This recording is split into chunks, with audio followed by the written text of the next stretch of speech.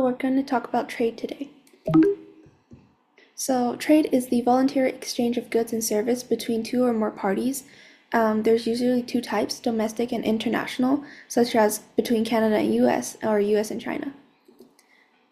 Definition of welfare economics is that it is the study of how allocation of resources and goods affects social welfare, and its role is that it wants to seek economic state that will create the highest overall level of satisfaction in society. This leads to the Pareto efficiency ideology. In Pareto efficiency economy, social welfare is maximized as no resources can be relocated without disadvantaging someone. A consumer surplus is the economic benefit a consumer receives when they pay less for a good or service. In simple terms, it would mean the difference between willingness to pay for a good and the price that consumers actually pay for. A producer surplus is the extra benefit producers get because they are willing to sell for less than the market price.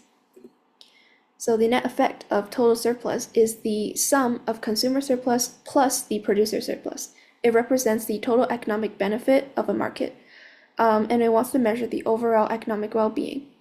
Over here we see that there's a consumer surplus and a producer surplus triangle. In order to get the total, we just add the two triangles up.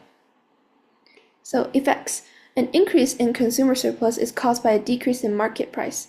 A decrease in consumer surplus is caused by an increase in price. And an increase in producer surplus is caused by a higher market price, and such forth. A decrease is caused by a decrease in market price. This will be explained in the next example. Real-world example.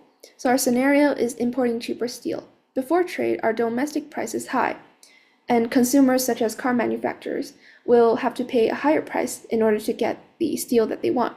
So the consumer surplus is small. And the producers, we're talking about domestic producers, make larger profits, so the surplus is large. After trade, our price falls, and consumers gain.